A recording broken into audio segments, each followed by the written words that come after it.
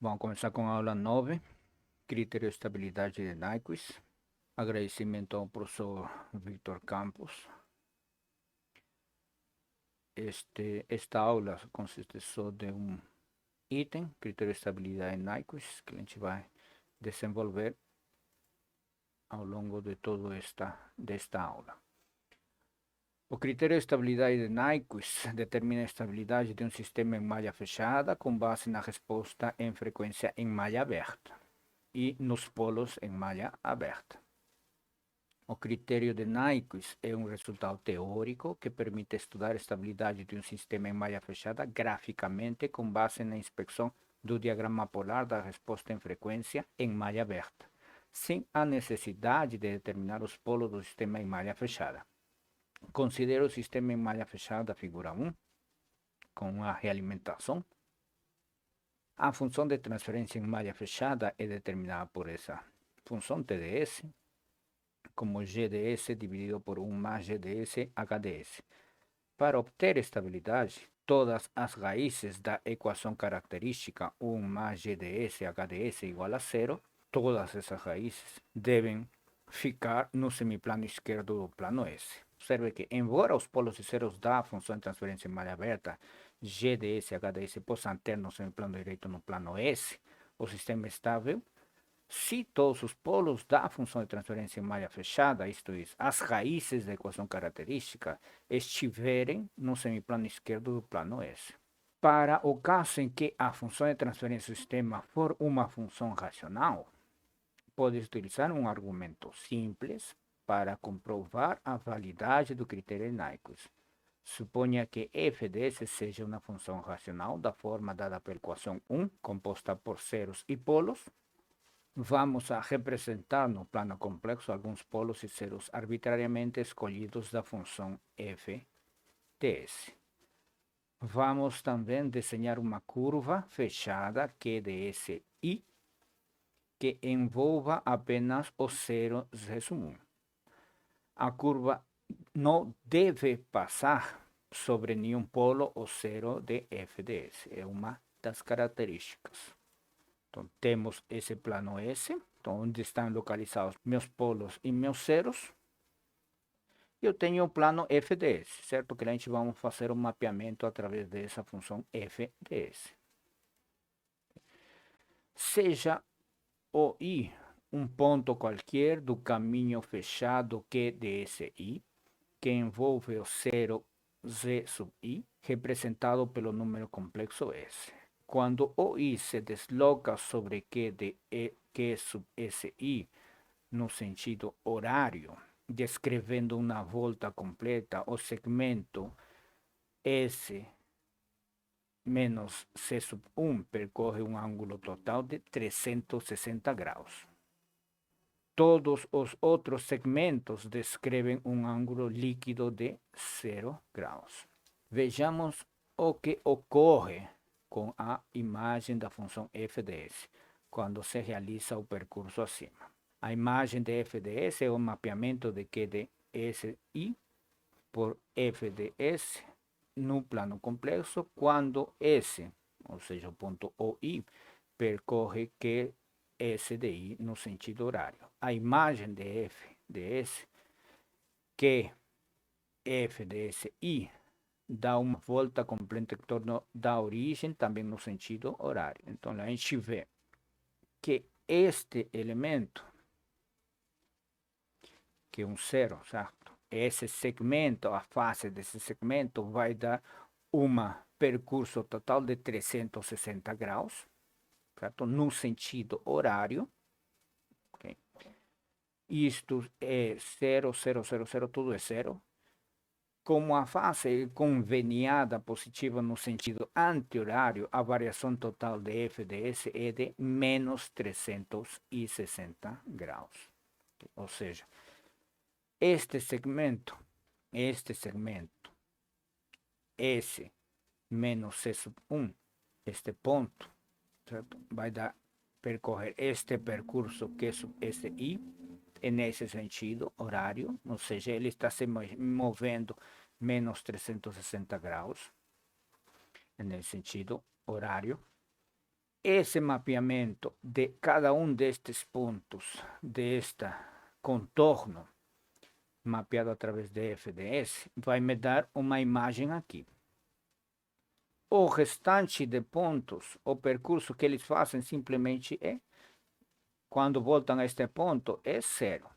É o único que faz 360 graus negativo é este ponto, este, zero, esse vetor, S menos Z sub 1.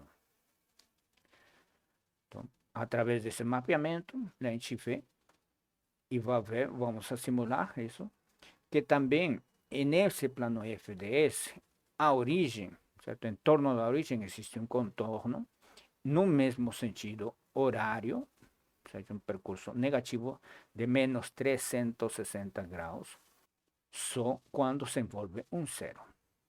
Vamos ver uma simulação. Isto vai se criar um contorno em volta deste zero, certo? Está partindo deste ponto. E lá a gente vamos observar a imagem, certo? A imagem está partindo deste ponto.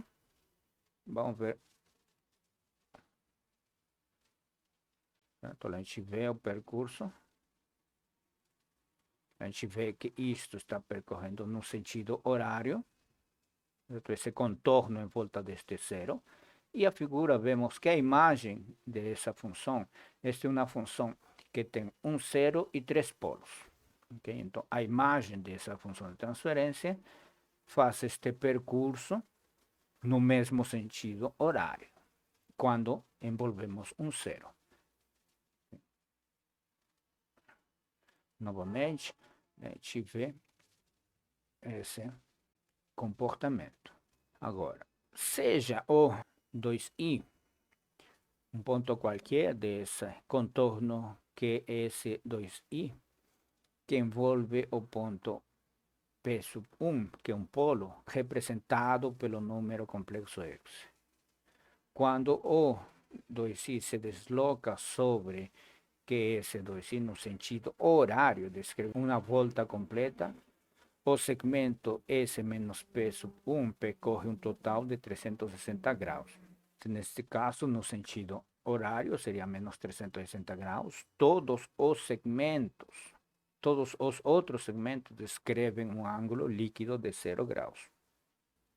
Vejamos o que ocorre com a imagem da função FDS quando se realiza o percurso acima. A imagem de FDS é o mapeamento de Q de S2i por FDS num plano complexo FDS. Quando S, ou seja, o ponto O2i percorre QS2i no sentido horário, a imagem de FDS, ou seja, o Q de FDS 2i, dá uma volta completa em torno da origem no sentido anti-horário.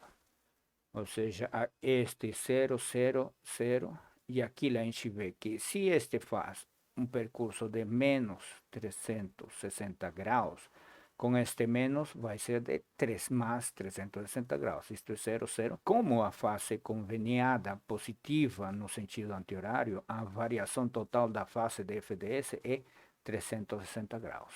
Ou seja, estamos em um contorno em volta simplesmente deste polo P sub 1. Este é meu ponto O, 2i. Ele vai percorrer este contorno no sentido horário. E a contribuição de cada um desses polos e zeros fora desse contorno é zero. A única contribuição vai ser do segmento S menos P sub 1, que vai ser um percurso no sentido horário. Isso quer dizer menos 360 graus. E esse percurso vai me gerar, certo?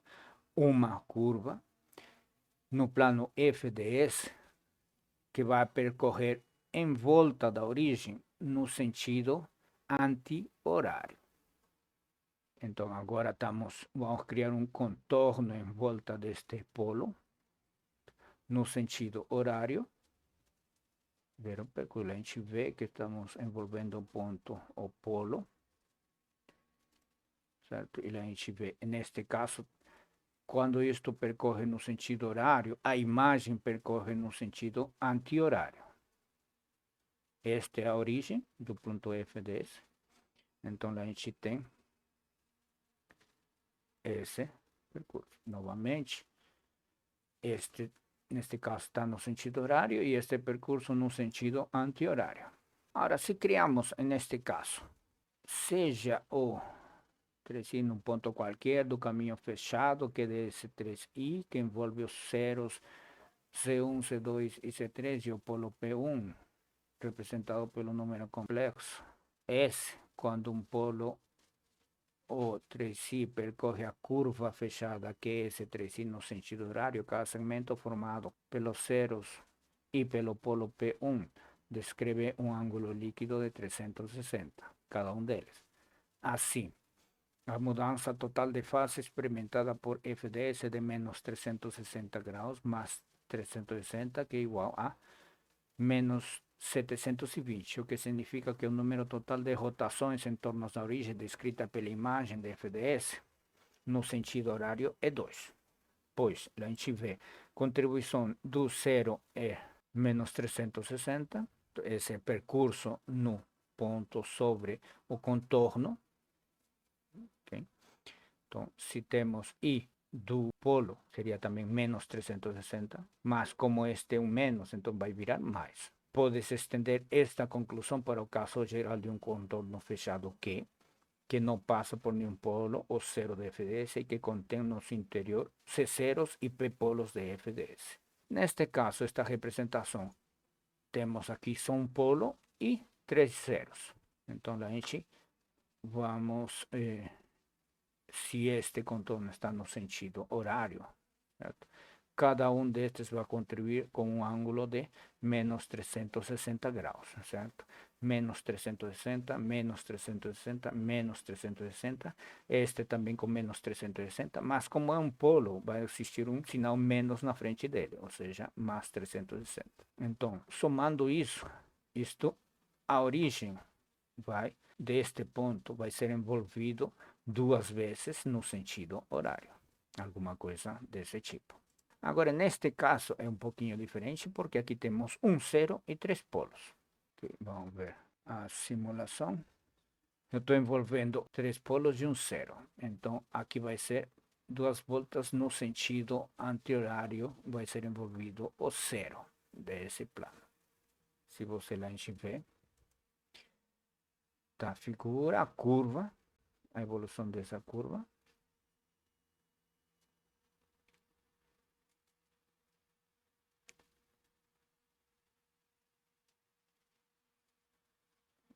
Agora vamos ver um contorno envolve um zero e 2 polos. Aqui estamos vendo o envolvimento de 2 polos e um zero. A gente vê esse contorno fazendo o percurso e a respectiva imagem no plano FDS envolvendo a origem, certo? No sentido anti-horário, certo? Então está se movendo no sentido anti-horário, aqui, e a gente vê como isso, a gente vê aqui, a evolução deste contorno envolvendo 2 polos e um zero, e a evolução deste contorno no plano FDS se desenvolvendo no sentido anti-horário. Agora aqui a gente vai ver um contorno que envolve 2 polos da função de transferência.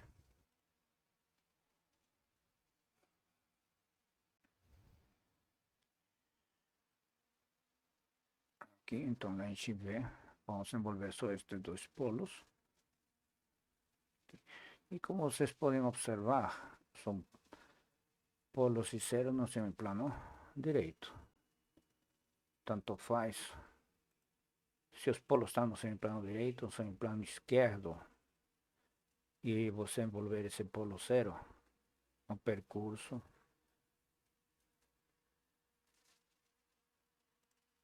Então a gente vê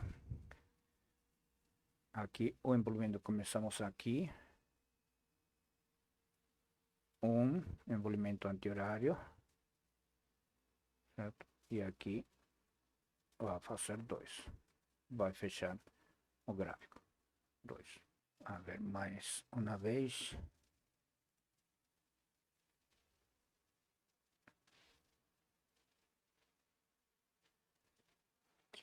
Não vai ter a mesma forma da curva da imagem, mas a quantidade de envolvimentos tem que ser o mesmo. Sejam aí polos ou zeros no semiplano esquerdo ou direito. Aqui então.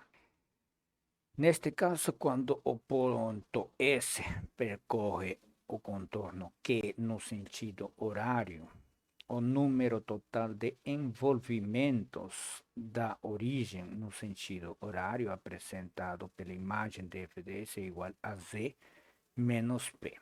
Ou seja, N, número de envolvimentos, é igual a Z menos P, onde Z é o número de zeros de 1 mais G de S, H de S, no semiplano direito do plano S. N é o número de envolvimentos do ponto menos 1 no sentido horário, lembrem bem disso, N, e P é o número de polos de GDS, HDS no semiplano direito do plano S. Aqui, número de zeros de 1 mais GDS, HDS no semiplano direito. Tudo no semiplano direito. Este resultado é conhecido como o teorema do mapeamento. Em sua aplicação, consideram-se negativos os envolvimentos da origem pela imagem de FDS no sentido anti-horário. O teorema do mapeamento é o resultado teórico para a elaboração do critério de Nyquist. Note que o teorema do mapeamento apresenta os seguintes elementos importantes: a função FDS, o contorno fechado Q percorrido por S no plano S, os números de polos P e de zeros Z de FDS no interior do contorno Q no plano S, a imagem de FDS no plano FDS quando S percorre o contorno Q no plano S, o número de voltas N da imagem de FDS em torno da origem do plano FDS. Para apresentar o critério de Nyquist, vamos identificar cada elemento descrito acima. Seja o sistema de controle dado na figura 2, cuja função de transferência em malha fechada é dada por. Okay. Este é meu sistema em malha fechada.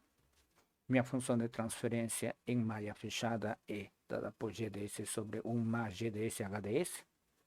E minha malha aberta é dada por GDS HDS.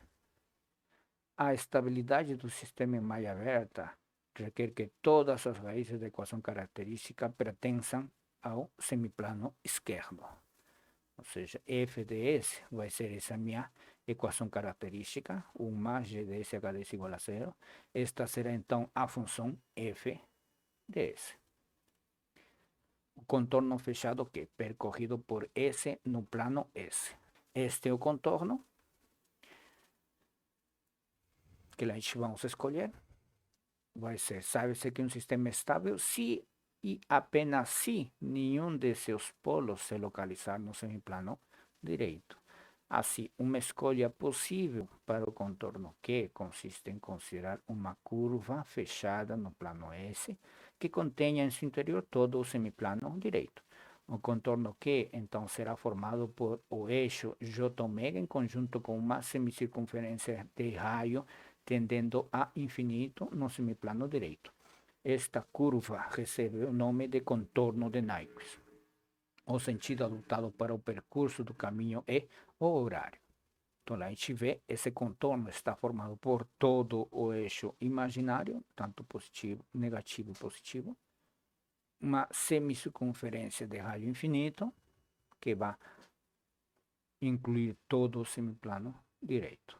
E temos esses dois pontos aqui indicados como 1, 2 e 3, ou seja, o sentido de movimento nesse sentido horário.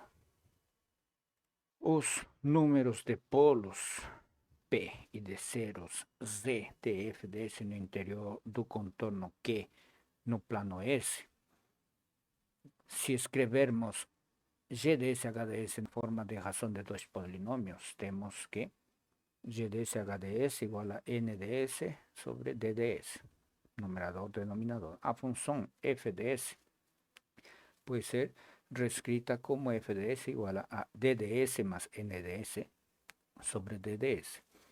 Nótase que os polos de f de s são os polos em malha aberta de GDS, HDS, e os zeros de FDS são os polos em malha fechada do sistema. Então aqui vamos para nosso quadro e a gente vamos aplicar um pouquinho sobre, bom, então, como se definiu GDS, HDS, vai ser definido como numerador NDS dividido por DDS. Essa é minha função de transferência em malha aberta. Minha função de transferência em malha fechada é dada por GDS dividido por 1 mais GDS HDS. Que se a gente, então, este TDS vai ser igual a GDS sobre 1 mais NDS sobre DDS. E o que vai ser igual a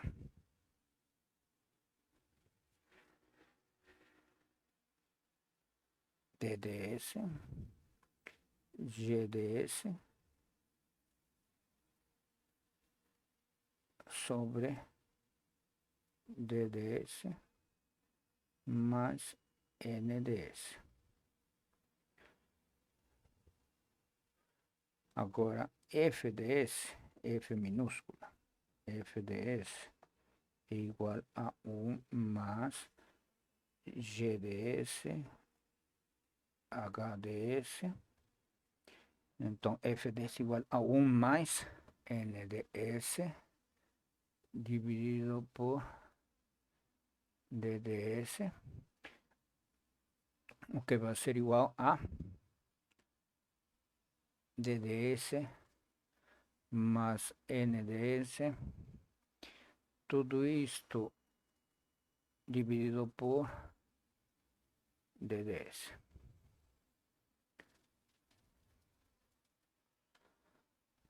E aqui vou escrever novamente GDS, HDS vai ser igual a NDS sobre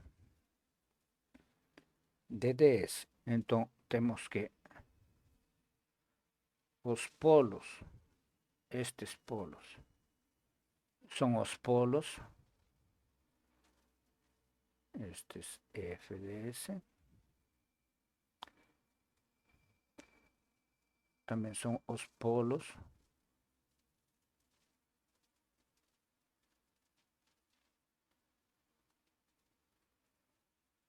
de FDS, certo?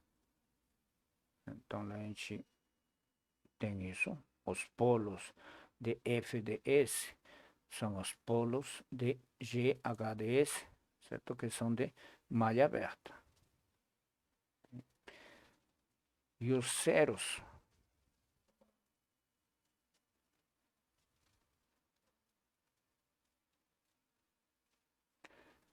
de FDS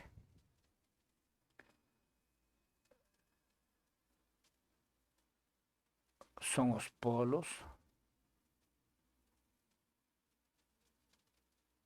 de TDS da função de transferência em malha fechada. Então, a gente vê essa relação que existe entre malha aberta, malha fechada e FDS. Então, nota-se que os polos de FDS são os polos de em malha aberta de GHDS. E os zeros de FDS são os polos em malha fechada do sistema. Considerando os polos e zeros de FDS no interior do contorno Q, temos que P é o número de polos instáveis em malha aberta e Z o número de polos instáveis em malha fechada. Assim, a condição para que o sistema em malha fechada seja estável é que Z igual a zero, ou seja, que não devemos ter polos em malha fechada no semiplano direito. E bem, considerando-se o teorema do mapeamento, pode escrever que N é igual a C menos P, então N é igual a menos P. Esta igualdade é conhecida como critério de Nyquist, ou seja, que o número de movimentos na origem seja igual a menos P, ou seja, que seria no sentido anti-horário. P sempre vai ser um valor positivo, certo? Porque são os polos em malha aberta, polos instáveis em malha aberta. Se queremos que C seja zero para que o sistema seja estável, então temos que a origem no plano FDS deve ser envolvido N vezes no sentido anti-horário se P é diferente de zero. A imagem de FDS no plano FDS é quando S percorre um contorno Q no plano S. Para utilizarmos o critério de Nyquist é necessário determinar o valor de N. Isso requer que se construa o diagrama da imagem de FDS quando S percorre o contorno de Nyquist. Este contorno é composto de três partes. Primeiro, semi-eixo positivo, S igual a J omega, com omega maior ou igual que zero neste caso. F de S, quando S igual a J omega, igual a 1 mais G J omega, H J omega. Assim, a imagem de F de S é o próprio gráfico polar da resposta em frequência de 1 mais G de S, H de S. B. O semi-eixo negativo, quando S igual a menos J omega, com ômega maior ou igual que zero. Neste caso, F de S, quando S igual a menos J omega, igual a 1 más G de menos J omega, H de menos J omega. Como F de S é uma função racional, conclui-se que F de menos J omega igual a F conjugado de J omega. Dessa forma, a imagem de F de S é simétrica àquela correspondente ao semi-eixo positivo em relação ao eixo real. A imagem de F de S no plano F de S, quando S percorre o contorno Q no plano S. A terceira parte desse contorno é a semicircunferência de raio infinito. Como F de S igual a 1 mais N de S de ds, e para os sistemas usuais o grau de N de S é menor ao ou igual ao grau de ds, temos que 1. F de S constante sobre a semicircunferência, pois se S tende a infinito. 2. Assim, para se obter o gráfico da imagem de F de S quando S percorre o contorno Q, basta desenhar o gráfico polar da resposta em frequência de 1 mais GDS HDS e completar a figura desenhando-se simétrico em relação a eixo real. Quinto elemento. O número de voltas N da imagem de FDS no contorno da imagem do plano FDS. Uma vez que o gráfico do passo anterior foi construído, deve-se contar o número de envolvimentos desse gráfico em torno da origem do plano FDS, no sentido anti-horário. O número de voltas em torno da origem é convencionado positivo quando ocorre no sentido horário. Agora, se considerarmos o diagrama de Nyquist de G, J omega, H, J omega, a função 1 mais G de J omega, H de J omega, pode ser visualizada como um segmento orientado com a origem no ponto menos 1 mais J omega e a extremidade do ponto G, J omega, H, J omega, certo? Temos o plano 1 mais GH, H, ds, certo? Este seria a minha curva, certo? Ou seja, da origem até a curva seria meu segmento 1 mais G de J omega, H de J omega. Mas se a gente considera a função no plano GH, certo? Simplesmente deslocamos isto para a esquerda. Então, a gente temos que este ponto vai ser menos 1, ou Se a gente deslocamos o eixo, este eixo, para o ponto 1, que vai ser a origem, este ponto 0 seria o ponto menos 1.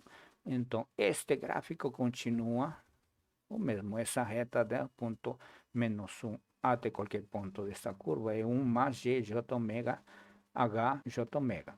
E da origem até qualquer ponto dessa curva vai ser g j omega h j omega. Então, isto vai ser o diagrama polar. Então, com essa mudança, portanto, o envolvimento da origem pelo gráfico de Nyquist de 1 mais g j omega h j omega é equivalente ao envolvimento do ponto menos 1 mais j omega pelo lugar geométrico de g j omega h j omega. Uma suposição feita para a aplicação do teorema de mapeamento na investigação da estabilidade é que o contorno de Nyquist não passe sobre polos ou zeros em malha aberta do sistema.